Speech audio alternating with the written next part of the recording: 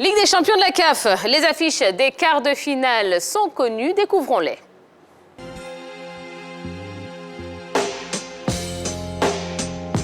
Les affiches des quarts de finale de la CAF Champions League et de la Coupe de la Confédération sont connues. Les différents tirages au sort ont été effectués ce vendredi avec l'aide de la légende ivoirienne Ben Badi. Comme à l'accoutumée, chaque équipe arrivée en tête de son groupe en phase de poule affronte une équipe arrivée deuxième. Ainsi, deux équipes issues du même groupe ne peuvent pas s'affronter. En C1, Al Ahly, champion en titre, a hérité du Mamelodi Sundowns, vainqueur de la compétition en 2016. C'est sans doute le gros choc de ces quarts. À suivre également les rencontres à MC Alger, WAC de Casablanca, Espérance de Tunis, CR Belouizdad et Kaizer Chiefs, Simba SC. À quoi ressemblent les affiches de la C3 ? Le club tunisien du CS Sfaxien a hérité du rival algérien, la JC Kabylie. Les Sud-Africains de Orlando Pirates seront eux opposés au Raja Casablanca. Le finaliste de la dernière édition, Pyramids, fera face pour sa part à Enyamba. Quant au Coton Sport, il se frottera à l'ASC Jaraf de Dakar, qui se hisse à ce stade de la compétition pour la première fois de son histoire. La course à la succession du Al Ahly et du RS Berkane risque de créer des étincelles. Voilà, le suspense est levé, donc on a les affiches des quarts de finale donc, de la Ligue des champions de la CAF, mais pas que, de la Coupe de la Confédération aussi, on y reviendra dans quelques instants avec Dorgelès. Qu'est-ce que vous pensez de ces affiches? Allez, Yves Boris. Bon, je trouve que quand même nous avons de très bonnes affiches. Pour ces quarts de finale de la Ligue africaine des champions. Mais il y a une remarque quand même qu'on n'a pas soulevée, c'est que si on veut peut-être bien fouiller, j'ai le sentiment qu'on voit rarement deux clubs algériens être à ce stade de la compétition. Là, on a deux clubs algériens qui ont réussi à se qualifier pour les quarts de finale, le CS Belouizdad et puis le MC Alger. Par contre, à l'époque, on avait l'habitude de voir les Tunisiens, les Égyptiens et les Marocains avoir au moins deux clubs en quart de finale. Là, aujourd'hui, c'est les clubs algériens qui ont réussi à positionner deux clubs à ce niveau de la compétition. Ça montre tout simplement que le football algérien se porte bien, avec d'ailleurs les Fennecs qui ont remporté la Coupe d'Afrique en 2019. Maintenant, il y a des affiches quand même qui retiennent un peu l'attention, mais je pense qu'on va suivre toutes ces affiches-là parce que tous les clubs qui se trouvent là ont quand même de la valeur, de la qualité et je pense qu'on va se régaler pendant ces quarts de finale. Je pense que ce sont de belles affiches, ces quarts de finale, quand on voit un peu les équipes qui composent, je dirais, ces différentes rencontres, notamment des rencontres entre Algériens et Marocains. Ça s'annonce très, très chaud entre ces deux équipes. On connaît un peu la rivalité entre Algériens et Marocains, sans oublier le CR Belouizdad qui sera opposé à l'Espérance de Tunis et Kaizer Chiefs quand même, qui n'a pas été, qui s'est pas montré très, très brillant, même, qui a fait son petit bonhomme de chemin et qui se qualifie face au Simba SC de Wawa Sej Pakom. Donc, ça sera de très belles rencontres, notamment la plus grosse qui est en tête d'affiche. Eh bien, moi, le match qui va marquer mon attention, c'est Kaizer Chiefs contre Simba SC parce que en match de poule, ces deux équipes ont perdu un seul match. J'ai échangé avec Serge Wawa avant le début de cette émission. Il a dit que l'objectif du club, c'est d'aller le plus loin possible par rapport à ce qu'ils sont en train de faire. Pour l'instant, il trouve que l'entraîneur et le président sont satisfaits de l'ensemble du travail qu'ils sont en train de faire. Et puis, il a parlé quand même aussi de l'expérience qu'aujourd'hui, lui...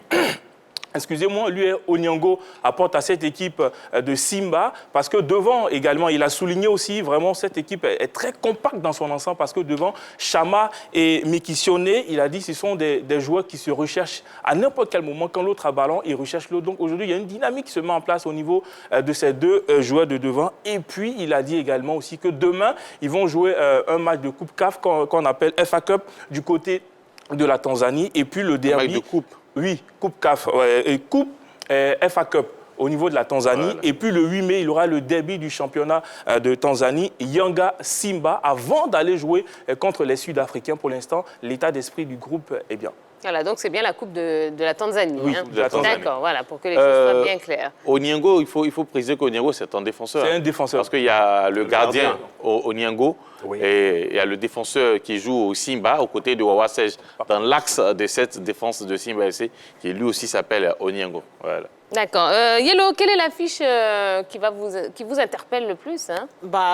L'affiche en tête, le Al-Ahly contre Mamelodi Sundowns, parce que quand on regarde les statistiques et l'historique des deux clubs, ces deux clubs se sont rencontrés à 4 reprises et une fois en quart de finale. Donc ça va faire maintenant la deuxième fois que ces deux clubs-là se rencontrent. Et pour la petite histoire, pour le match aller pour le premier quart de finale, c'est le Al-Ahly qui a battu Mamelodi Sundowns de 1-0. Et au retour, c'est Mamelodi Sundowns qui a battu le Al-Ahly 5-0. Donc, on va voir si le Al-Ahly voudra prendre sa revanche sur Mamelodi Sundowns, qui a été quand même assez redoutable dans sa poule, ainsi que le Al-Ahly, parce que dans leurs différentes poules, ça a été les deux clubs qui avaient la meilleure défense avec le moins de buts pris. Donc, je me dis que ce sera un gros choc dans l'affiche. Bon, alors, Yellow, rassurez-vous, ils voudront prendre leur revanche. Maintenant, est-ce qu'ils le pourront? Voilà, je ne sais pas, mais ils voudront. Voilà. Ça, je peux parier là-dessus. Hein. Oui.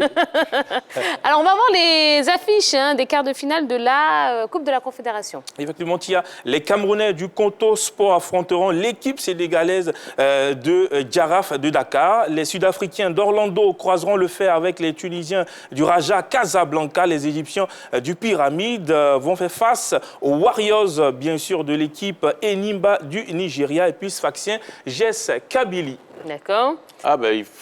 L'équipe sud-africaine a hérité, je dirais, de la plus grosse, du plus gros adversaire de ces quarts de finale, notamment le Raja de Casablanca, qui a dominé presque ces matchs de poule et qui aujourd'hui fait figure d'épouvantail dans cette compétition.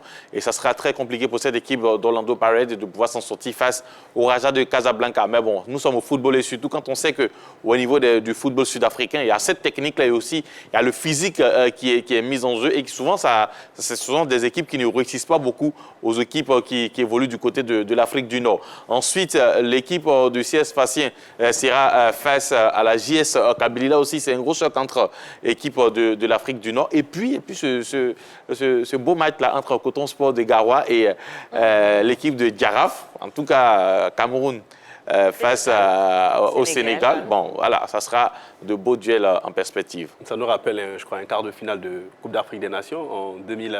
Cameroun-Sénégal, finale même de Coupe d'Afrique, oui, en 2002. Ouais. C'est l'affiche qui va retenir mon attention, Coton Sport, Djaraf Dakar, parce que voici deux équipes qui ont réussi à se sortir de leur poule. C'était difficile, surtout pour le Djaraf, mais qui a réussi à terminer en tête de sa poule devant une équipe comme le club Sfaxien, ça montre tout simplement que c'est une équipe qui a de la qualité, qu'il va falloir suivre avec attention. Et puis aussi quand même, je serais très curieux de voir Pyramide FC face à l'équipe des Yimba. Et Yimba qui revient un peu dans les compétitions africaines et qui a un passé glorieux quand même en Ligue africaine des champions. On attendra de voir ce que cette équipe sera capable de faire en Coupe CAF. Mais toujours est-il que nous avons de très très bonnes affiches, des affiches alléchantes à suivre. Ces affiches nous rappellent un peu des quarts de finale de Ligue africaine des champions. Hein. Bien sûr. Ces formations n'ont rien à envier à celles qui sont en quart de finale de Ligue africaine des champions. Je pense qu'il va falloir se mettre devant sa clé pour suivre ces rencontres-là. On ne va pas du tout s'ennuyer. Et la 3 sera toujours là pour montrer ces matchs. Mais merci. Belle félicité. Oui, moi je dirais Orlando Raja de Casablanca parce que c'est la deuxième meilleure défense du tournoi contre la meilleure attaque et meilleure défense du tournoi. Ça sera un match vraiment chaud parce que l'équipe du Raja de Casablanca, c'est 13 buts marqués, 0 encaissés dans la compétition à ce stade, 5 matchs, 5 victoires. Et puis de l'autre côté, on a une équipe quand même qui a engrangé 2 victoires, 3 matchs nuls et une seule défaite. Donc dans l'ensemble, on va dire que cette équipe du Raja de Casablanca est bien partie pour dompter cette équipe d'Orlando. Mais attention, c'est une équipe ici également d'Orlando qui sait défendre. Et là, ça sera un beau match. J'ai le sentiment que le Raja de Casablanca a vraiment grossi le cœur d'être sorti de la Ligue africaine des champions par Tenguet. Tenguet du Sénégal. Tenguet du Sénégal. Donc, arrivé en Coupe CAF, vraiment, elle broie ses adversaires. Cette équipe du Raja, on a le sentiment qu'elle va tout casser sur son passage dans cette Coupe CAF. Il va falloir faire attention à cette équipe. Sauf que c'est une nouvelle compétition qui commence, puisque la phase de poule, vous êtes qualifié, c'est terminé. Maintenant, nous sommes au match à élimination directe. Et là, ça ne sera plus la phase de poule. Donc, c'est vrai, vous avez peut-être dominé tout le monde. Mais à ce niveau-là, toutes les équipes sont bonnes. Toutes les équipes sont bonnes. Ils ont l'avantage de recevoir. Aucune n'est arrivé par procuration. Donc, voilà, on verra ce qui va se passer. Mais ils ont l'avantage de recevoir au retour le Raja de Casablanca. Ouais. Là, ça peut compter. Mais aujourd'hui, il n'y a pas de public dans les stades. Donc, est-ce que il y a certes pas de public, est-ce que ça compte vraiment? Ça compte toujours, hein, en région. On a vu que Jaraaf jouait, je pense qu'à l'extérieur, et Jaraaf a perdu. Donc après, ça compte aussi. Le dernier match de Jaraaf... Ils ont fait match nul? Non, Si, ils ont fait match nul. Match nul, autant pour moi. Face au CS Sfaxien. Pour dire que, quoi, dans l'ensemble, quand vous êtes à domicile, il y a un plus, il y a quand même, on a envie de se faire respecter à domicile. À défaut de ne pas perdre aussi, on sait gagner souvent. Donc ça va aussi compter jusqu'à la fin. D'accord. Bon, et bien voilà. Hein, donc vous connaissez les affiches des quarts de finale de la Ligue des champions de la CAF et de la Coupe de la Confédération. Voilà. Allez. On va marquer la première pause de la soirée. Dans un instant, nous allons recevoir notre invité, l'amiral en K2K. Oui, il est humoriste, il sait faire beaucoup de choses. Il ne sait pas cuisiner, mais il sait faire beaucoup de choses. Il va nous expliquer tout ça sur le plateau de la Grande Team. Et puis, on parlera du FC Barcelone. Est-ce que le FC Barcelone s'est mis hors jeu par rapport au titre cette saison? Eh bien, c'est la question qu'on vous pose sur la page Facebook de la 3. Donc, n'hésitez pas à profiter de la pub pour y aller et nous laisser un petit commentaire. On en parle tout à l'heure. À tout de suite.